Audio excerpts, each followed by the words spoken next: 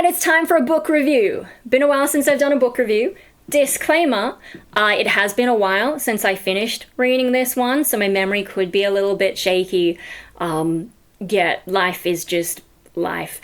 But I also feel like I do need to review it, partly because I've mentioned it here and there, but partly also because, you know, being a YouTuber, like everything I do in my life is an opportunity to make content.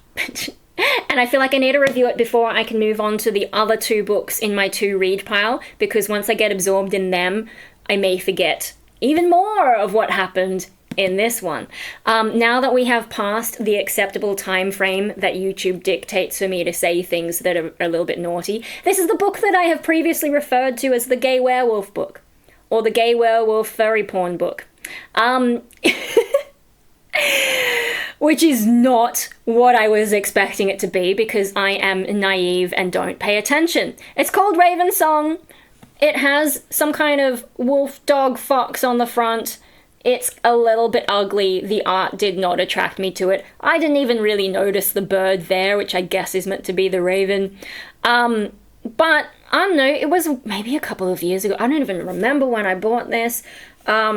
But what, you know, I was going through a phase of looking at books, and the blurb is what got me.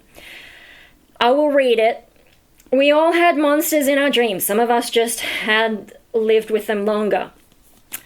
Gordo Livingstone never forgot the lessons carved into his skin. Hardened by the betrayal of the wolf pack who left him behind, he sought solace in work, running the garage in his mountain town. He vowed to steer clear of shapeshifters and their affairs. It should have been enough. Then the wolves returned, bringing Mark Bennett with them. Gordo found himself facing their mutual enemy together, and they won. Now a year later, Gordo is once again witch of the Bennett pack, yet even as Gordo struggles to ignore Mark, he can't avoid the strength of his feelings. However, time is running out, as a new danger is coming. This time they'll face the enemy within.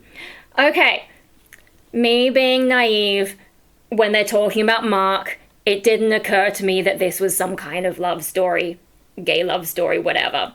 Cool. What I was focusing in, the line I think that got me, shapeshifters not so much. It's this time they'll face the enemy within, and I'm very much into dualities. You can see all my duality fiction here. And like, internal struggles.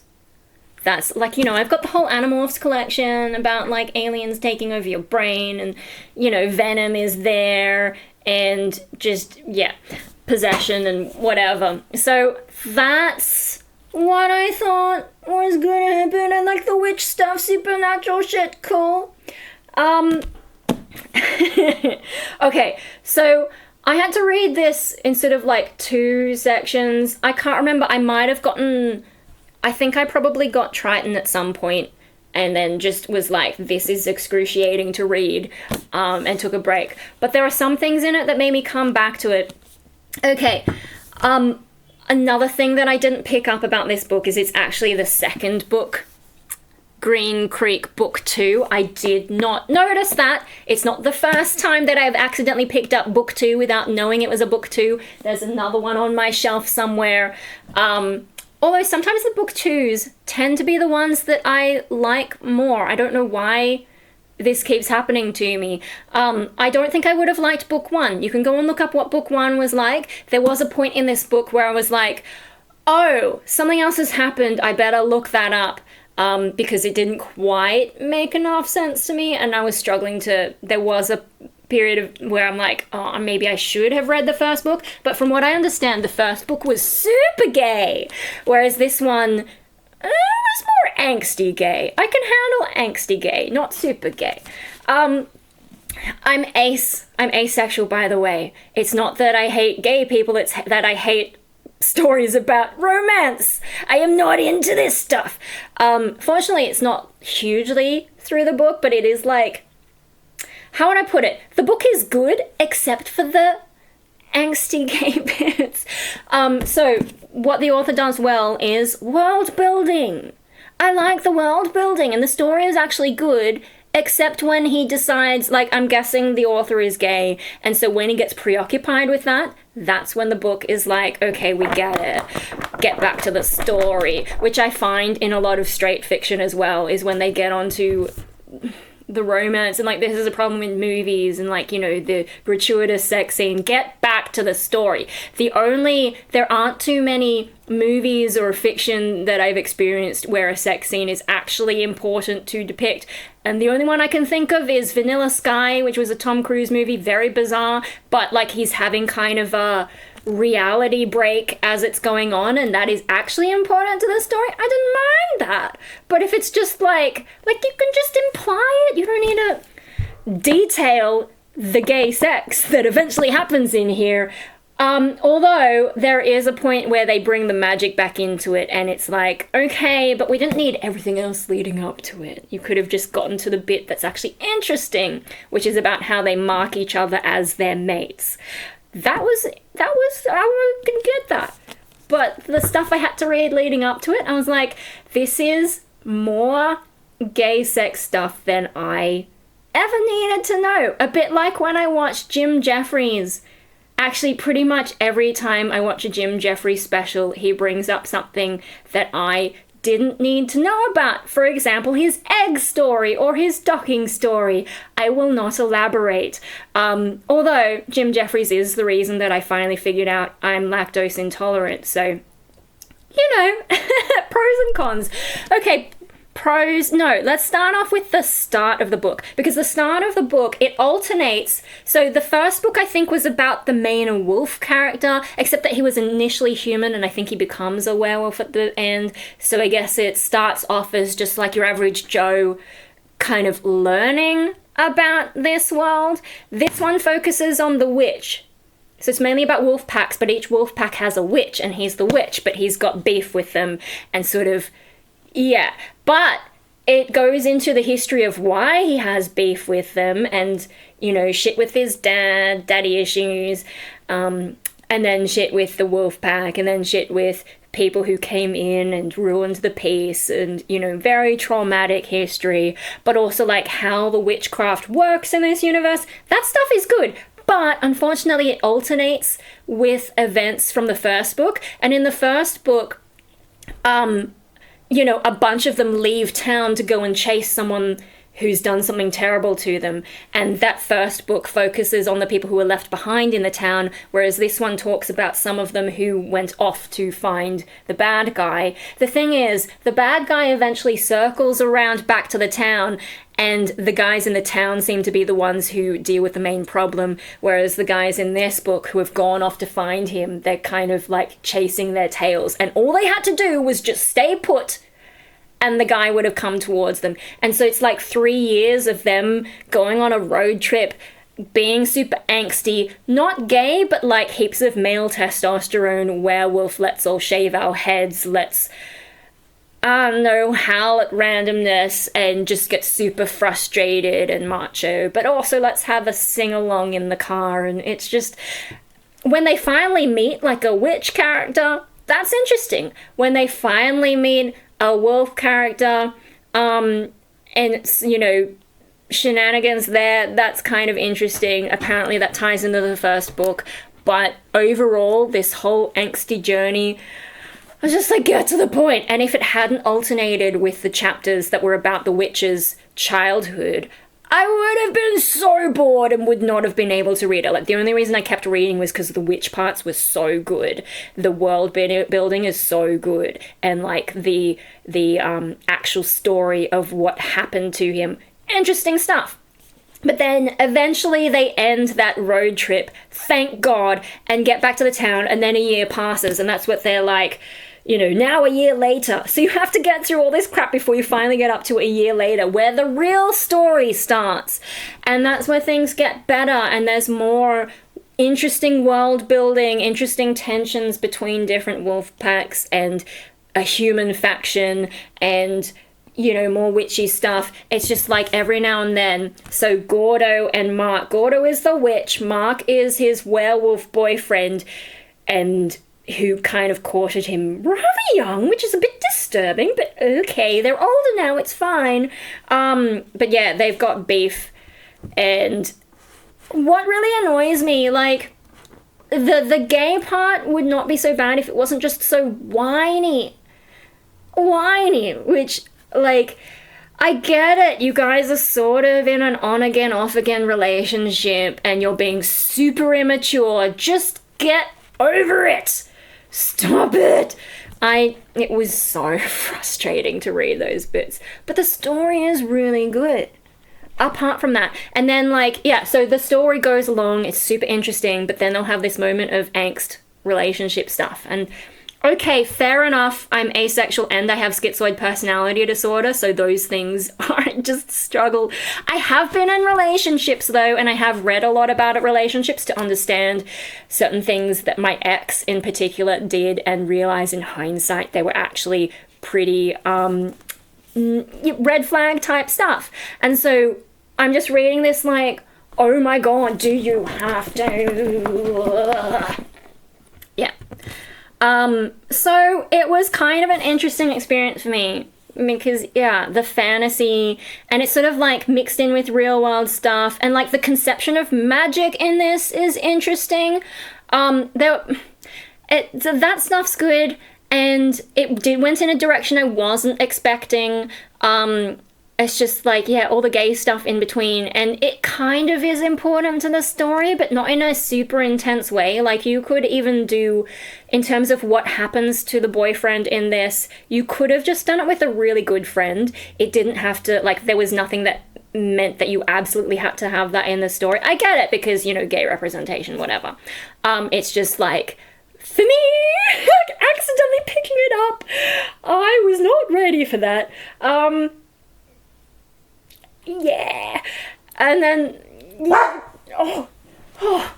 yeah, freaked me out. I'm sorry, I got a little bit like, and he's like, what is going on here? Anyway, no, one other disappointing thing though, for me, the story was fine. It's just for me, like, I thought the enemy within, I thought the Raven guy, the Raven is representative of the witch in this. I thought the Raven was going to be more of the enemy within, but it turns out no, it's still focusing very much on werewolves. But there are some points where, like, it almost starts to go in that direction. Like, I think it was in the first part of the book, so I read that even longer ago before I took the break. So my memory might not be right. Oh my god. Look at you. But there's a point where, like, I think they're being attacked, and it's kind of full on, and the witch guy, like, the Raven kind of takes over and just... I don't know if they described what happened, but there's just, like, bodies everywhere. Keeping in mind, I might have watched this in the middle, Moon Knight, and where he blacks out and then suddenly everyone's dead and he's like, what happened? So my brain might be confused with that, but I'm pretty sure it happened in this, and it sort of implied that the Raven, that specific power is a little bit out of control. Like, there's issues with his dad. His dad, you know, early on is described as losing control and, you know, has basically disappeared. I'm trying to describe without giving too many spoilers. But so, like, it is a danger for this witch that if he ever lost control, he could probably do a lot of damage. And I thought that's where it was going to go. But so, I don't know if this is spoiler or not, but in this universe, with the werewolves, you have alphas, betas, and omegas. The alphas lead the pack. They have red eyes. The betas are orange eyes. The alphas can do some crazy stuff to control the betas, but I think it's generally frowned upon. The omegas are not tied to an alpha, and they're kind of like lost and wandering around, and the longer they stay an omega, the wolf inside them takes over their humanity, and they completely go nuts at some point, and generally, you know, they get taken out by hunters or, you know, other packs. And it's very rare for an omega to find a new pack after that's happened to them. And then, this is a spoiler, there is a point where there's like an infection, and so wolves that have been turned into omegas via this infection can infect other beta wolves if they bite them. And so then they slowly lose their minds, lose their connection to the alphas, lose their connection to the pack. A wolf without a pack is dangerous in this. And so that's what happens to the boyfriend, but because it's done with an infection that is caused by magic, you know, they do all kinds of stuff and try and get him back. And so the enemy within seems to be that shift from Wolf who Wolf who has control and then losing control to the wolf within. And I was just like, oh, that's not nearly as interesting. I thought, because, you know, like, if the wolf loses itself, it can do a lot of damage, but not as much as I think the witch could do if he lost control.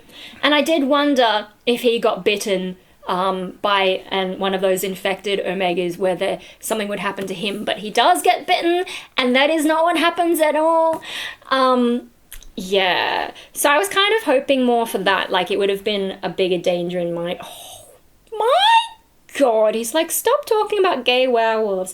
Oh, another thing about like the gay aspect, right? I get that this wants to be gay fiction. Just the thing is, the number of gay characters is kind of over the top. They do talk about some straight characters, and like with the pack, I just think there's so many gay characters. How are they going to keep their pack going unless they intentionally infect other humans at this point? Because in the past, it seems like some of them could be born werewolves, which means you kind of need straight couples, or at least straight pairings, even if they don't know. I think in this, like, once you mated, that's your mate for life. It's very clear that that's the case. So you kind of need straight couples to keep your werewolf pack going, but then increasingly it seems like all the characters are turning out to be gay, and I'm just like, how is that going to work? Now, I get that their pack has been through a lot, and a lot of the straight ones are dead, but it's just like... They also have some weird stuff going on with some of the humans, though, so I don't know, maybe it's changing things from wolves into humans, and maybe magic is just getting all out of control. Yeah, anyway, so that's the gay werewolf furry porn book. And I can imagine furries being into this stuff. Yeah, but just like a lot of the angst, the relationship angst, just like... Get back to the story. The story is the good part. The magic, the drama, the shit with his dad. Where is his dad? The mystery of his dad. And yeah, the conception of magic. Magic is like in the tattoos that he has. It kind of reminds me of Marek from Yu-Gi-Oh! Kind of. But like, you know, each symbol on his skin does a different thing. Yeah, or at least that's the impression that I got. And the connection to the werewolves, the way the werewolves work, their connection to the moon. I thought that stuff was interesting, and that stuff was really well written, and that's what got me through the parts that were not necessary, whiny, boring, going on and on and on and on and on that road trip. Like, the rest of the book was well written enough that I was able to get through despite that. There we go. That's that book done. I can move on. And I know I want to read this book, so maybe the next one is going to be this mystery book I got given for free because I happened to be in the right place at the right time and just hovered enough. They were sort of selling not free. They were selling mystery books for a fundraiser, and I just happened to be around talking to them like as they were closing, and they still had a bunch, and they're like, here, have this. Okay, shall we open it? We might as well open it, and we'll see what I'm going to be reading next. I just hope it's not more gay werewolves. It won't be. It'll be more of like a youth book, I think. But yeah, so with this, that'll teach me to ignore signs that things are going to be not just gay, but like relationshipy in general. If I read something on a blurb and there's too much relationship angst on it, I know to steer clear. I just didn't quite pick it up here because I'm like, bringing Mark with him. Okay, so what? And then, yeah, the thing that I should have picked up on was the strength of his feelings. I mean, feelings could have been anger and hatred, but no. I should start just assuming that they mean love shit, and then I can avoid that part.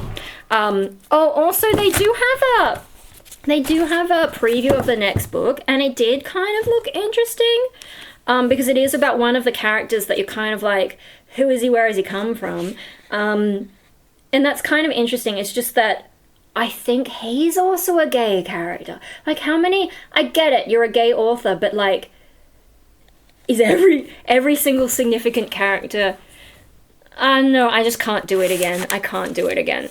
As interesting as the rest of it sounds. Anyway, but yeah, so if you don't mind that stuff though, it was actually pretty good. If you like werewolves and witches, it was a really interesting way to conceptualize it. I know that these days they say that the alpha wolf thing is a myth, whatever, or a misunderstanding from old studies. It's just, in this book, it works really well, and the way that alpha status is passed on, and there's also like some weird ways that the rules are twisted, and like the culture of the werewolves. I found that, like, you know, cool. That's fun stuff. Anyway, what's this mystery book? I'm scared because it could be something I really hate, in which case, I don't know, maybe I put it in one of those street libraries or donate it to charity, I don't know. What is this? A Court of Thorns and Roses. That sounds concerning. New York bestselling author, okay. Oh no! It says passionate, violent, sexy, and daring, a true page turner. See what I mean? More relationship stuff? Okay, let's read the back. I don't know how to pronounce this. Feyre? Fair is a huntress. What? What coincidence is this? The skin of a wolf would bring enough gold. We've got wolves again. The skin of a wolf would bring enough gold to feed her sisters for a month, but the life of a magical creature comes at a steep price, and Feyre has just killed the wrong wolf. Taken prisoner by a high Fey lord, Feyre learns that her masked captor is hiding even more than his piercing gaze suggests. But as Feyre's feelings for Tamlin begin to burn through every warning she's heard about his kind, a shadow falling... What? A shadow is falling across the land, and if Feyre cannot fight it, she will lose everything. So it sounds like it's a straight werewolf book. God damn it. Help! I don't need more werewolf romance. Oh my god, the first book, at least it's the first book, not a second one. The first book in the sweeping romantic fantasy series by New York bestselling author Sarah Maas. Here are some of the reviews. Sizzles with sexual tension. Sarah J. Maas is a master of fantasy. Okay, fine. A dazzling world, complex characters, and sizzling romance. Why are they all obsessed with the word sizzling? Okay, look, I'll give it a go. And we'll see if I survive straight werewolf furry porn.